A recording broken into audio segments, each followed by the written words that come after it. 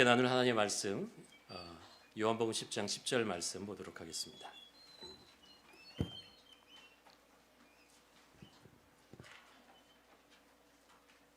요한복음 10장 10절 말씀인데 우리가 7절부터 15절 말씀 내용 가지고 하는데요. 오늘 10절 말씀 한 절 보도록 하겠습니다. 우리 함께 한 목소리로 봉독하도록 하겠습니다. 도둑이 오는 것은 도둑질하고 죽이고 멸망시키려는 것뿐이요 내가 온 것은 양의 생명을 얻게 하고 더 풍성하게 하려 함이라. 아멘.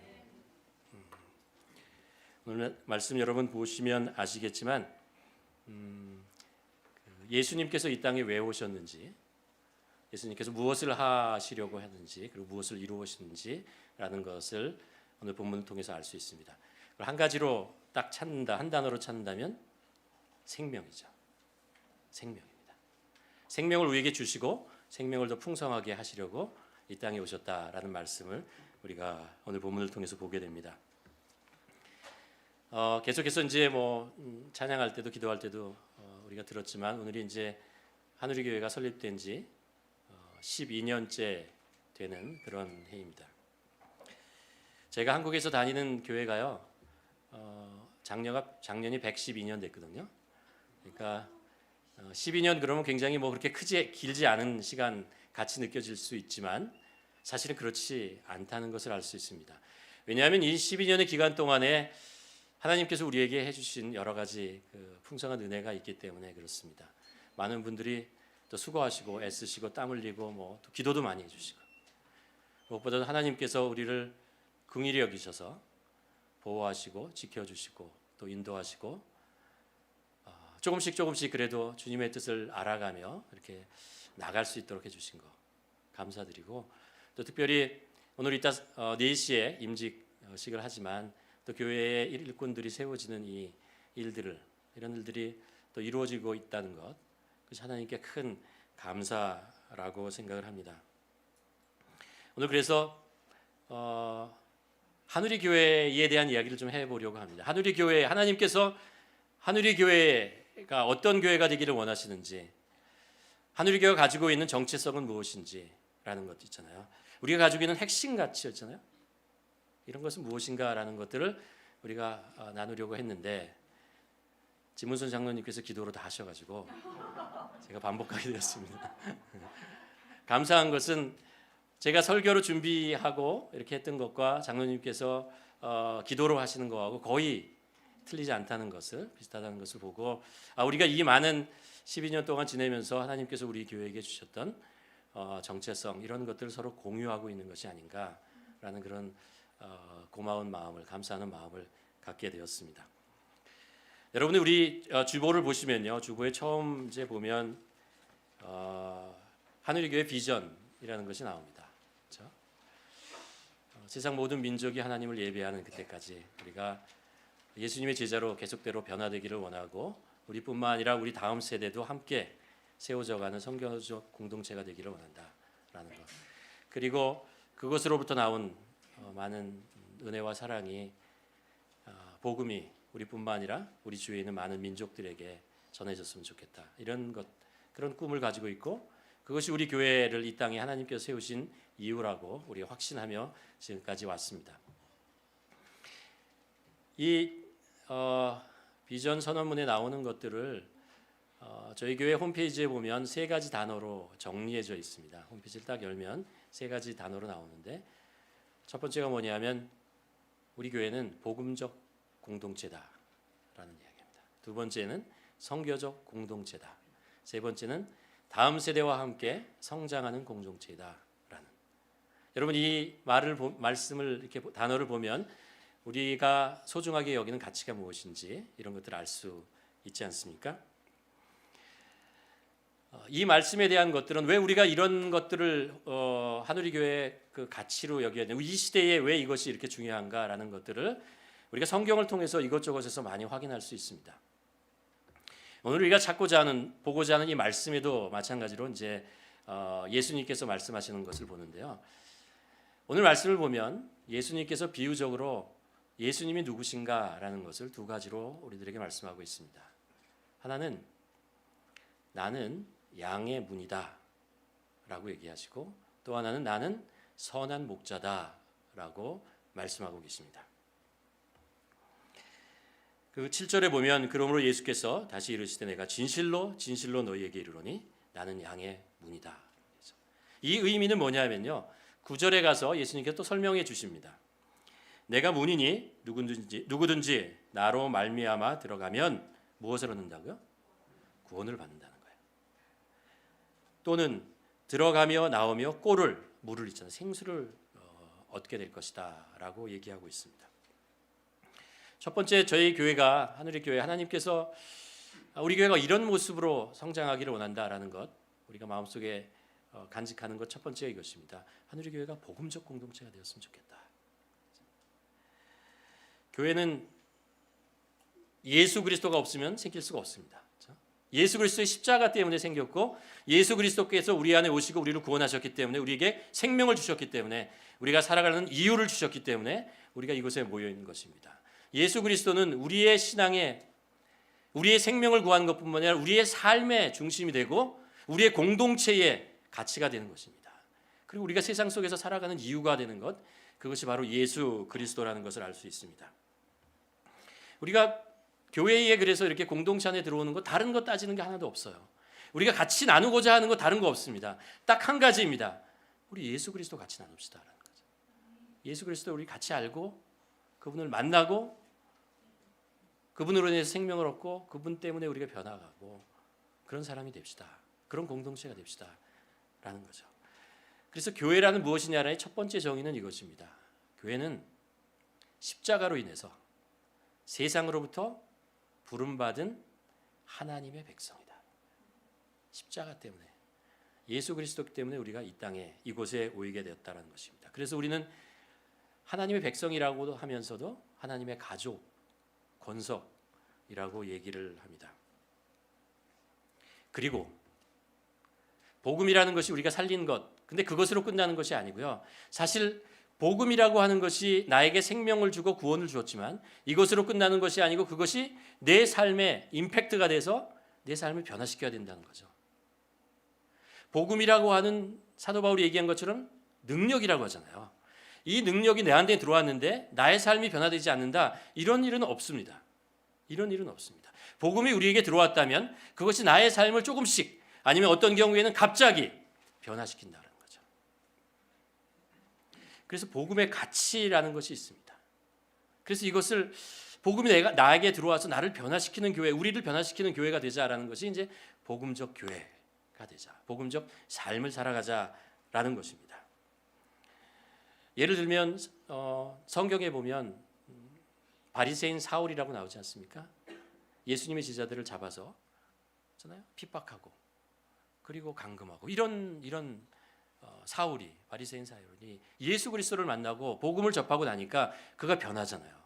복음을 오히려 전하는 사람이고 예수 그리스도를 증거하는 사람이 되고 예수 그리스도 때문에 인생을 살아가고 자기의 목숨을, 자기의 인생을 드리는 것, 우리는 그것을 볼 수 있습니다. 또 우리가 잘 즐겨 부리는 어메이징 그레이스라고 있잖아요. 그걸 지은 존 뉴턴이라는 사람, 원래 그 사람이 노예 상인이잖아요. 아프리카에서 흑인들을 잡아다가 노예로 해가지고 팔아서 이익을 얻고 그걸로 알코올 중독자에다가 정말 그렇게 살았던 사람입니다. 근데 그가 예수 그리스도를 만나고 복음을 접하고 나서 그가 변하고 그거 다 포기하고 주의 종이 되고, 그리고 나서 우리가 잘 아는 찬송시를 짓습니다. 나 같은 죄인 살리신 주 은혜 놀라와 잃었던 생명 찾았고 광명을 얻었네. 복음이 우리에게 들어오면 그 복음이 우리를 변화시키는 가치가 있다는 거죠. 우리가 그것을 같이 마음속에 품고 살아가야 되는 것입니다. 그렇다면 과연 복음의 가치는 무엇인가? 라는 것들을 몇 가지만 정리해 보면, 세 가지만 정리하면 이런 것이죠. 복음의 가치라는 것은 사랑입니다. 사랑이죠. 오늘 본문에서 예수님께서 말씀하시잖아요. 나는 선한 목자다. 목자가 양들을 사랑하고 돌보고 그 먹이를 주고 이끌고 초장으로 이끌고 그러줍니다. 예수님께서 뭐라고 말씀하시냐면 나는 사꾼이 아니라는 거예요. 돈을 받고 일하다가 돈의 가치가 없으면 양을 팔아버리고 죽이고 그런 자가 아니라는 것입니다. 예수님께서 나는 서양 목자니 양을 위해서 목숨까지 낸다는 거죠. 뭐예요? 사랑한다는 거예요. 예수님께서 우리에게 보여주셨던 사랑이라는 것은 바로 이런 사랑이죠. 고린도전서 13장에서 사도 바울은 그래서 사랑이라는 것을 이렇게 얘기하지 않습니까? 사랑은 시기하지 않는다. 사랑은 자기의 유익을 구하지 않는다는 거예요. 사랑은 교만하지 않는다는 거예요. 사랑은 무례히 행치 않는다는 거예요. 사랑은 오래 참는다는 거죠. 하나님께서 우리를 그렇게 대해 주신 거예요. 하나님께서 그렇게 우리를 사랑으로 대해 주셨기에 우리가 이 자리에 올 수 있는 것이고 그것으로 인해서 우리가 변화될 수 있었다는 것을 알 수 있습니다. 우리는 그래서 믿음의 공동체 안에서는 서로 경쟁하지 않습니다. 그냥 도와주는 거죠. 우리는 다른 사람의 성공한 것을 나의 성공처럼 기뻐합니다. 또 다른 사람의 아픔과 슬픔을 같이 슬퍼하고 같이 울어주고 같이 기도해주는 그런 사람입니다. 복음이라는 것을 안다면 우리는 이런 사랑을 안다는 거죠. 그러니까 복음적 공동체라고 하는 것은 사랑하는 공동체입니다. 예수님처럼 사랑하는 공동체죠. 두 번째는 용서입니다. 용서. 하나님께서 우리를 용서해 주셨잖아요. 이렇게 죄인 되었고 하나님과 원수 되었고 하나님을 모른다고 하고 하나님을 그 마음에 두기를 싫어하는 자로 살았지만 하나님께서 복음으로 인해서 우리를 다시 회복시켜 주시고 다시 우리를 살려 주셨다라는 것을 압니다. 용서입니다. 우리 약점과 허물과 부족한 거 있지만 주님께서 우리를 용서해 주셨기에 우리가 이 자리에 있는 거죠. 일부 예배 때 이제 오상 목사님이 찬양을 막 인도하고 자 우리 한번 기도합시다라고 막 이제 12주년을 해서 기도하라고 그러는데 제가 딱 기도하려고 마음을 먹고 딱 기도를 하는데 첫 번째 나온 기도 제목이 뭐였냐면 아이고 하나님 수고 많이 하셨습니다. 이 부족한 저를 하늘교회 목사로 삼으시고 했습니다. 여러분 우리 그렇지 않습니까? 하나님께서 우리를 참아주시고 용서해 주시지 않았다면 이 자리까지 올 수 있었을까요? 여러분 용서라는 것은 이런 것입니다. 다른 사람이 나에게 잘못했을 때 그것을 용서해 주는 것이 아니고요. 내가 다른 사람에게 잘못을 했을 때 용서를 구할 줄 아는 것이 용서입니다. 죄송합니다. 실수했습니다. 잘못했습니다.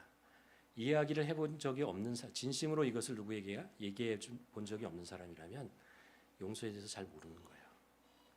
우리가 나 저 사람 용서할 수 없어요. 나에게 상처 줬어요. 아파졌어요. 그러고 그 사람을 용서하려면 용서 안 돼요. 이게 인간입니다. 그러나 내가 누군가에게 피해를 주고 내가 잘못하고 그 사람에게 상처를 줬다는 것을 깨닫게 되고 그것을 진심으로 용서로 구해 본 적이 있는 사람이라면 다른 사람이 나에게 와서 내가 당신에게 상처를 주었습니다라고 얘기할 때 용서 못할 이유가 없어요. 내가 다른 사람을 용서해 본 적이 없기 때문에 다른 사람을 용서할 수가 없는 거예요. 우리가 얼마나 많은 용서를 받고 얼마나 많은 다른 사람의 인내 속에서 내가 이 자리에 있게 되었다는 것을 깨닫지 않으면요, 용서라는 것을 할 수가 없어요. 그래서 얘기하잖아요. 하나님께서 우리를 용서해 주신 거예요. 우리가 하나님을 용서하는 게 아니잖아요. 예수님께서 우리를 용서해 주신 것입니다. 우리가 예수님을 용서하는 것이 아닙니다. 우리는 10,000달란트 빚진 자로서 정말 하나님 정말 이거 갚을 수 없는 죄를 하나님 앞에 졌습니다. 라는 것을 하나님께 고백했기 때문에 하나님께서 우리를 용서해 주신 것이고 우리도 다른 사람들을 용서할 수 있는 것입니다. 예수님의 12제자 중에요. 2사람이 예수님을 배반했잖아요. 그렇죠? 한 사람은 수제자라고 하는 시몬 베드로고 또 한 사람은 가롯 유다입니다. 2사람 다 자기가 잘못했다는 것을 알았어요. 그런데 베드로는 예수님과 화해했어요. 그런데 가롯 유다는요. 후회는 했지만 목숨을 스스로 끊고 자살해 버렸어요. 왜 그랬을까요? 예수님께서 용서해 주시는 분이라는 것을 몰랐던 것 같아요. 그가 예수님을 팔았지만 정말 예수님 앞에 나가서 내가 잘못했습니다, 예수님 용서해 주십시오 라고 얘기했으면 예수님께서 용서 안 해주셨겠어요? 용서해 주셨죠. 분명히 용서해 주셨을 거라고 생각합니다. 교회라고 하는 공동체가요, 여기에 있는 모인 사람들이 완전해서 완벽해서 정말 성숙해서 교회가 하나 되는 게 아니에요. 교회가 하나 되는 것은 우리 사이에 깨어지고 우리 사이에 문제가 있는 건데 서로 용서하기 때문에 그래요. 깨어진 것이 봉합되기 때문에, 뭐 때문에? 용서로 인해서 그것이 해결되었기 때문에. 그래서 말씀드렸잖아요. 멀리서 보면 온전한 것 같지만 가까이 가면 수많은 이렇게 깨어졌다가 합쳐졌던 그 상처받았다 꼬맸던 그런 자국들이 많은 것, 그게 교회라고 하는 것입니다. 교회는 그렇게 만들어지는 것이고 그렇게 세워지는 것입니다. 성경에 보면 하나님께서 한 번도 교회를 가지고 완전하라, 완벽하라라는 말씀을 하신 적이 없어요. 하나 되라라고 하죠. 성령 안에서 온전하라라고 얘기합니다. 어떻게요? 용서하면서, 사랑하면서. 교회가 교회 될 수 있는 길은 이 길밖에 없습니다. 서로 용서해 주어야 하나 될 수 있다는 거예요. 또 하나 복음이라고 하는 것이 우리에게 중요한 가치는 한 영혼이에요. 한 영혼. 예수님께서 한 영혼을 위해서 십자가 못 박혀 죽으셨죠. 예수님께서 이런 말씀을 하시잖아요. 어떤 사람에게 100마리의 양이 있습니다. 근데 그 중에 한 마리를 잃어버렸어요. 그러면 너희가 99마리를 여기다 99마리를 놔두고 그 한 마리를 찾으러 가지 않겠니? 라고 얘기하죠. 이 말을 묵상하면서 하나님께서 저에게 주신 깨달음은 이것입니다. 이 세상에 있는 모든 사람들이 의롭고 하나님 앞에서 온전해서 다 구원을 받을 자격이 있는데, 만일 나 한 사람이 죄인이어서 하나님 앞에서 심판으로 죽을 수밖에 없다면 그래도 예수님께서 십자가에 못 박혀 죽으시겠느냐라는 거예요. 죽으실 겁니다. 나 하나 때문이라도 예수님께서는 십자가에 못 박혀 죽으시고 나를 구원하실 것입니다. 그게 하나님의 마음이고, 그게 하나님께서 한 영혼을 귀하게 여기고 한 영혼을 위해서 모든 것을 바치는 그런 하나님의 마음이다라는 것입니다. 복음적 교회라는 그런 것입니다. 우리는 물질이나 결과나 뭐 이런 것들 중요하지만 한 영혼보다 더 귀하지 않습니다. 한 생명보다 더 귀하지 않습니다. 한 생명이 주님을 만나고 그 안에서 성장하고 공동체 안에서 자라고 이러는 것 있잖아요. 그것이 우리에게 소중하죠. 우리는 한 영혼을 소중히 여기는 사람들. 그것이 바로 교회 공동체라는 것. 복음을 경험하고 복음대로 살아가는 사람의 모습이다라는 것들을 우리가 기억해야 될 것 같습니다. 두 번째로 하나님께서 우리에게 원하시는 교회의 모습이 선교적 교회라고 말씀하죠. 10절을 읽어보면 도둑이 온 것은 도둑질하고 죽이고 멸망시키려는 것뿐만 아니라 내가 온 것은 양으로 생명을 얻게 하고 더 풍성하게 얻게 하리라. 예수 그리스도께서 우리에게 오심으로 우리에게 생명이 살아났죠. 생명을 얻은 거죠. 그리고 우리 삶에 풍성한 은혜, 많은 복을 누렸습니다. 그런데 이것으로 끝나는 것이 아니고 이것이 다른 사람에게도 전해지는 거죠. 우리는 복을 저장하고 복의 저장터를 넓히고 이런 사람이 아니라는 거예요. 우리는 하나님께서 주신 복을 그대로 흘려보내는 사람이라는 거예요. 복의 통로로 사는 사람이지 복의 저장소를 넓히고 크게 만들기 위해서 세상을 살아가는 사람이 아니라는 거예요. 복의 통로로 살아가는 것입니다. 하나님께서 우리에게 풍성한 것을 주었으면 우리 주위에 있는 사람들에게 그것을 나누어 주는 것, 그것이 하나님께서 우리에게 원하는 것이다 라는 것을 기억하는 것이죠. 복의 통로입니다. 그래서 교회라고 하는 것의 두 번째 정의는 이것이죠. 우리가 세상 속으로 나아가는 자라는 거예요. 예수 그리스도의 제자가 되어서 세상 속에서 나아가는 거예요. 하나님께서 우리를 세상으로 보내셨습니다. 뭘로요? 주님의 제자로 보내셨다는 거예요. 그것이 교회입니다. 교회는 모이는 것으로 끝나는 것이 아니고 그 속에서 주님의 제자로 성장하고 변해져서 세상 속으로 다시 나아가는 것입니다. 교회가 존재하는 이유는 세상이 있기 때문에 존재하는 것입니다. 세상에 예수 그리스도가 필요하기 때문에 존재하는 것입니다. 그러니까 우리는 세상으로 나가야 되는 거죠. 초대교회를 보면 초대교회가 예수 그리스도를 구주로 고백하고 있잖아요. 그리고 나서 이제 사도행전 4장 같은 데 보면 믿음의 공동체가 세워지잖아요. 그 모습이 그런 거잖아요. 나누는 거예요. 자기가 가지고 있는 것을 다른 사람과 나누고 공유하는 것을 기뻐하는 것입니다. 심지어 자기가 있는 재산까지 다 팔아. 그래가지고 다른 사람들과 나누는 것, 그런 거죠. 이게 가만 묵상해 보면 재밌는 게 이게요. 여러분 이런 생각을 하잖아요. 야, 내가 이렇게 많은데 이걸 어떻게 나누지? 다 팔으란 말이야? 아니요, 그때 사람들은 팔 게 없었어요. 사실은 다 가난했어요. 팔 게 없었거든요. 그냥 가난한 것 가지고 그냥 나눈 거예요. 작은 것을 나눌 수 있는 사람이 큰 것을 나눌 수 있는 것이죠. 사람들은 그렇게 나눴고, 선교라고 하는 단어를 성경에서 나오는 가장 정확한 단어가 저는 나눔이라고 생각합니다. 나누는 거예요. 우리가 가지고 있는 것 다 나누는 거예요.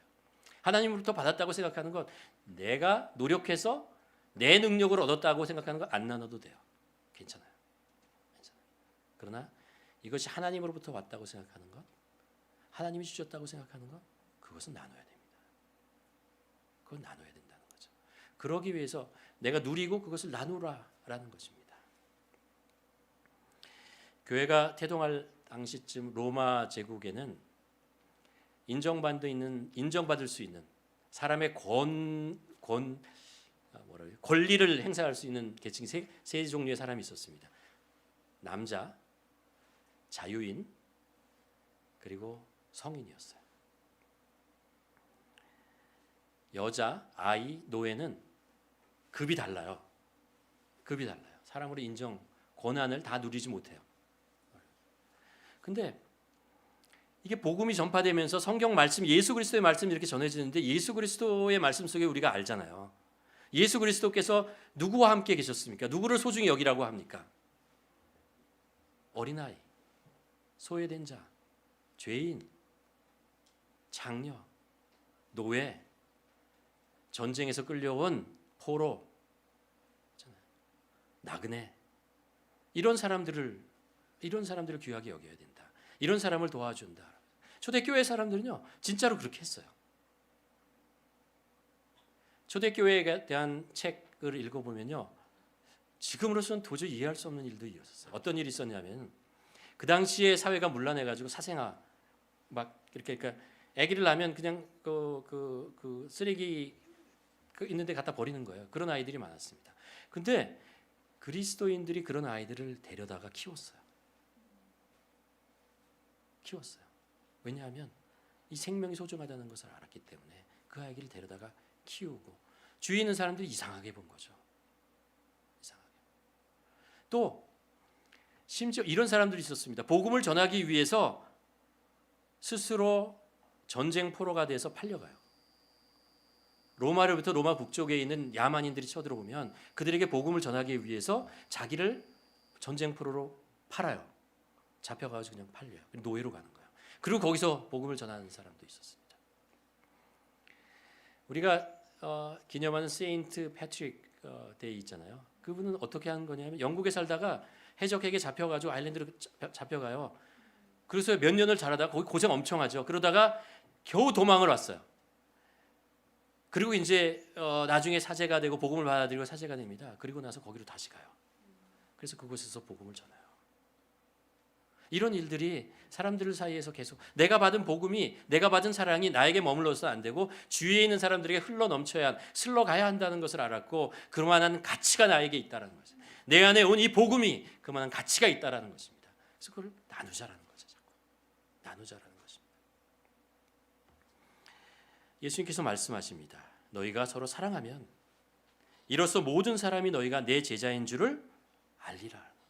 사랑은 입으로만 하는 게 아니잖아요.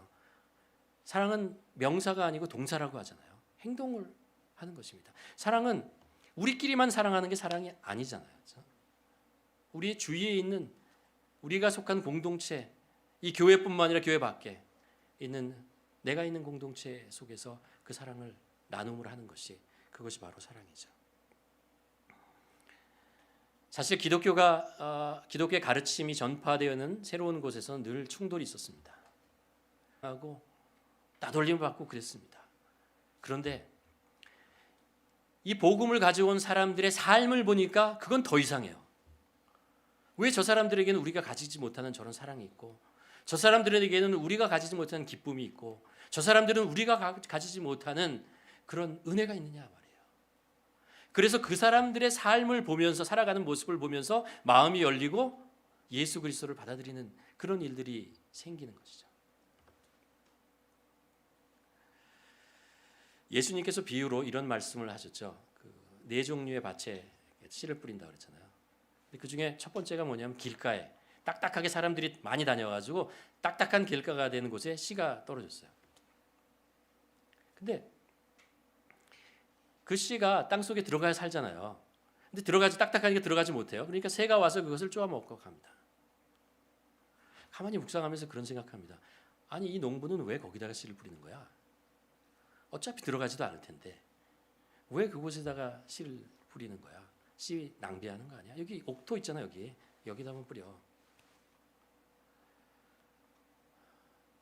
근데 또 가만히 생각해 보면요, 그렇게 뿌렸기 때문에 내가 예수님을 믿게 된 거 아닙니까?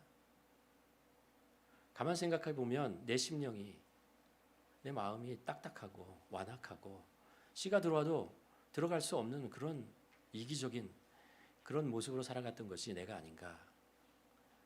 내가 살아가다 어느 삶의 어느 부분에 가서는 정말 내 모습이 그렇게 변해버리고 그런 적이 한두 번이 아니지 않습니까? 그럼에도 불구하고 계속해서 주님께서 씨를 뿌리고 사랑을 우리에게 전해주고 그랬던 거죠. 이 딱딱한 이 길이 옥토가 되는 방법은 뭡니까? 그걸 갈아야죠. 가는 게 뭐예요? 사랑을 나누는 거예요. 사랑을 나누는 거죠. 사랑을 나누다 보면 그곳에 조금씩 물이 들어가고, 물이 뿌려지고 생수가 뿌려지고, 그러다 보면 딱딱한 길이 조금씩 엷어지고, 그렇죠? 물이 들어가고, 그리고 조금씩 옥토가 되어가는 거죠. 나눔이라고 하는 것은 사랑의 나눔입니다. 그렇죠? 사랑의 나눔. 그것으로 먼저 기경을 해야 하는 것입니다. 그리고 또 하나, 복음의 씨를 뿌리는 거죠. 여러분, 땅이 딱딱한 땅을 열심히 애를 써가지고 다 기경을 했어요. 그러고 나서 아무것도 안 하면 생명이 자라지 않잖아요. 오히려 그곳에 잡초가 더 잘 자랍니다. 그곳에 복음의 씨앗이 뿌려져야 되는 것입니다. 그렇죠? 나눔이라고 하는 것은 두 가지죠. 우리가 받은 사랑, 우리가 받은 복음, 이것을 나누는 거죠. 전하는 것입니다. 그것이 나눔 공동체라고 하는 것, 그런 거죠. 제가 저희 여러분들 이렇게 보면서 정말 감사한 것 중에 하나가 뭐냐면, 저희가 좀 나눔을 합시다라고 얘기하면 여러분께서 정말 반응을 잘해 주셔서 고맙습니다. 지난번에 카자흐에 간다고 영어책 그랬더니 너무 많이 주셔가지고 한 박스밖에 못 가져가는데 지금 비전센터에 많이 남아 있거든요. 언젠가 기회가 되면 좀 나눌 합니다. 또 홈레스를 위해서 옷을 좀 도네이션 해주세요. 그랬더니 또 몇 번을 도네이션 해 주시고, 또 크리스마스 때 재소자 자녀들을 위해서 선물 보내자 그랬더니 많은 분들이 해주시고, 우크라이나를 위해서, 그리고 네팔에 있는 그 코비드로 힘든 사람들을 위해서 헌금 많이 해주시고, 너무나 감사하고, 우리가 계속해서 좀 이렇게 적으면 적은 대로, 많으면 많은 대로 나누는 공동체잖아요. 그런 공동체가 되었으면 좋겠다. 계속해서 그랬으면 좋겠다는 소망을 가집니다. 세 번째로, 하늘의 교회를 향한 하나님의 뜻이 세 번째 이거라고 믿습니다. 다음 세대와 같이 성장하는 교회.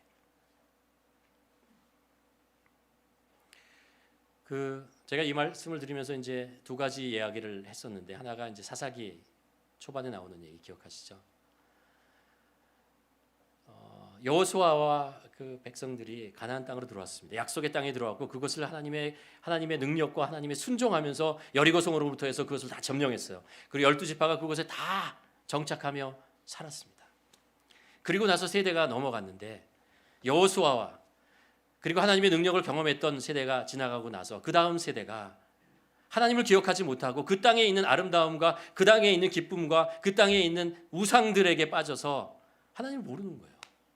그래서 하나님의 신앙을 이어받는 다음 세대가 아니고 이 땅에 있는 그 땅에 있는 신들과 그 땅에 있는 가치와 문화에 빠져버린 다음 세대가 되었다. 다른 세대가 되었다라는 이야기를 하잖아요.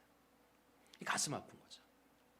여러분 생각해 보세요. 우리 자녀가 세상에선 성공을 했는데 신앙에서 실패를 했다면 그 마음이 얼마나 아프겠어요.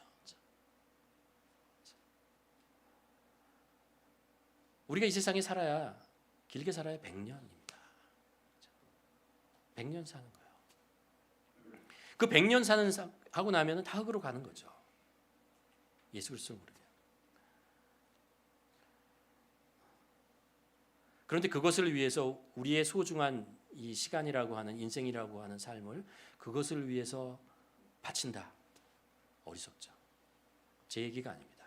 전도서의 얘기입니다. 전도서 기자가 다 해봤다는 거예요. 이거 다. 세상에서 가치 있고 즐겁고 행복하게 만들 수 있다는 것. 세상이 주는 우리에게 가르쳐 주는 건 뭐예요? 이 세상에서 경쟁에서 승리하라는 것입니다. 그래서 승리로 얻게 된 그 보상을 가지고 너는 즐겁게 살아라라는 것이죠. 그게 행복이야 라고 얘기합니다. 그런가요? 전도서 기자가 다 해봤다라는 거예요. 재산도 다 모아보고 권력도 받아봤고 즐거움을 위해서 쾌락도 다 즐겨봤다라는 거예요. 그러고 나서 그가 고백하는 게 이거잖아요. 헛되고 헛되니 다 헛되다라는 거예요. 그거 다 헛되다는 거예요. 하나님을 모르면 그거 다 헛되다는 거예요. 우리가 우리 자녀들에게 우리도 마찬가지고 우리 마찬가지고 예수 그리스도 하나님 이 진리 생명 이것 있잖아요. 이 세상을 살 때 이 생명을 가지고 살아야죠. 이 세상을 살아가는데 진리의 길로 가야죠. 하나님과 함께 동행을 해야죠. 그리고 이 세상이 끝이 아니고 하나님께서 얘기해 주신 더 큰 하나님의 나라가 있다는 것을 알고 소망을 가지고 살아야죠. 도대체 우리의 소망은 그렇지 않다면 어디에 있습니까? 어디에서 세상에 소망을 가지고 살아갈 수 있습니까?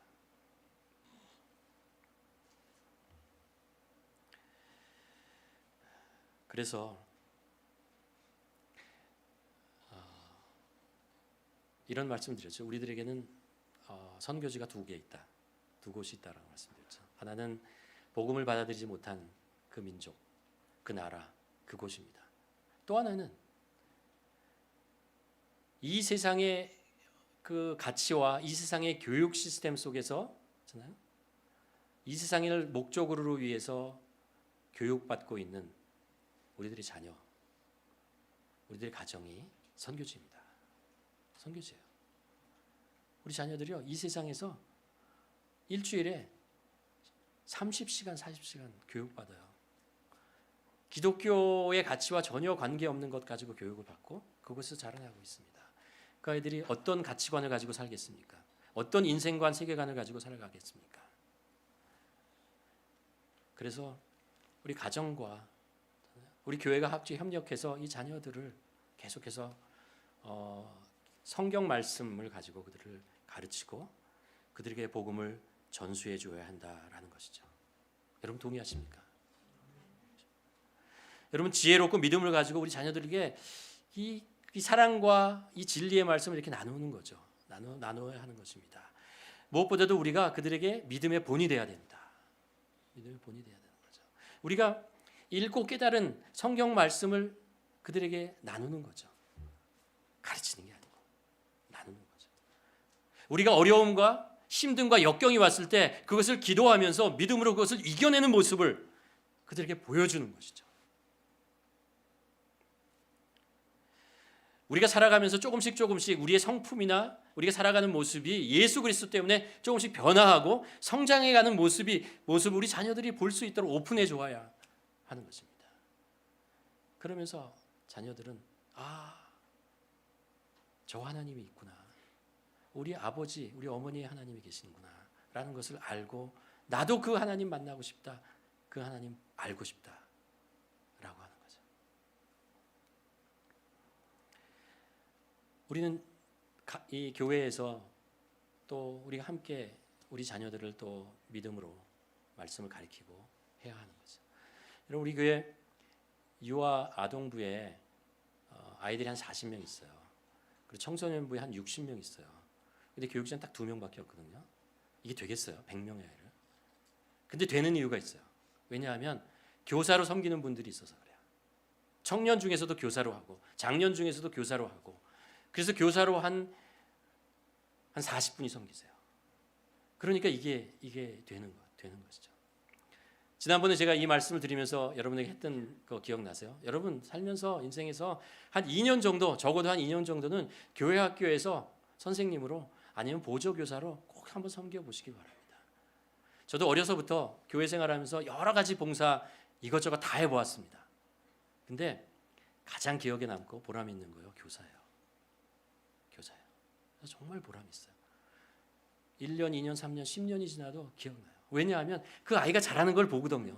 내가 가르쳤던 그 아이가 잘하고 성장하고 뭐 이러는 것들을 보니까 계속해서 그 아이를 위해서 기도하게 되고 관심을 가지고 그렇게 보게 되더라고요. 가장 보람 있는.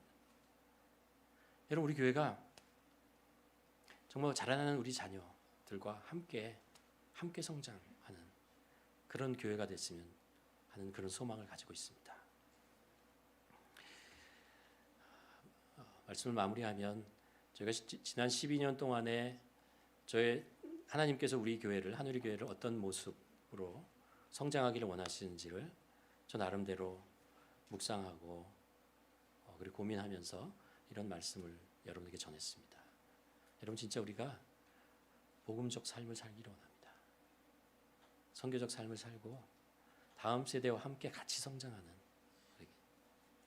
그런 교회. 여러분 세상 얼마나 많이 빨리 변하고 있어요. 정말 빨리 변화가는 세상에 있습니다. 세상에 빨리 변하는 것이 여러 가지인데 그 중에서 가장 빨리 변하는 것은 세속화입니다. 급격하게 세속화되어 있습니다. 이 세상 속에서 성경의 말씀대로 살아가는 것, 예수님의 제자로 사는 것 쉽지 않아요. 그러나 할 수 있어요. 왜냐하면 2000년 전에 복음의 씨가 처음 뿌려졌을 때 로마는 지금보다 더 어려운 세대였습니다. 더 복음이 뿌리내리기 힘들고 어려운 상황에서도 그 일을 했어요. 주님께서 하셨다고요. 이 시대에도 할 수 있습니다. 주님 때문에 할 수 있어요. 우리가 이런 공동체를 꿈을 꾸면서 소망을 가지고 복음적 공동체 그리고 나눔의 공동체 다음 세대와 함께 성장하는 공동체 바라기는 이런 공동체를 우리가 소망하며 기도하며 헌신하며 세워가는 우리 모두가 되기를 주님의 이름으로 간절히 축원합니다. 기도하시겠습니다. 우리 한번 기도했으면 좋겠습니다. 복음이 예수 그리스도께서 우리 안에 오셔서 나를 어떻게 변화하게 하셨는지 나는 어떤 모습으로 변하고 있고 어떤 가치를 가지고 살아가고 있는지 한번 우리 자신에게 질문해 보며 주님 이 복음이 나를 그 밑바닥에서부터 변화시키는 생명이 있고 능력이 있는 그런 복음이라는 것을 압니다. 주님 이 복음이 계속해서 나를 변하게 하여 주시옵소서. 그리고 이 복음이 나뿐만 아니라 우리 주위에 있는 데에도 우리 자녀에게도 다른 민족에게도 동일한 능력으로 생명으로 역사하기를 바라고 그 일을 위해서 저희를 사용하여 주시옵소서. 저희 교회를 사용하여 주시옵소서. 저희 가정을 사용하여 주시옵소서. 우리 함께 기도하며 주님 앞에 나가도록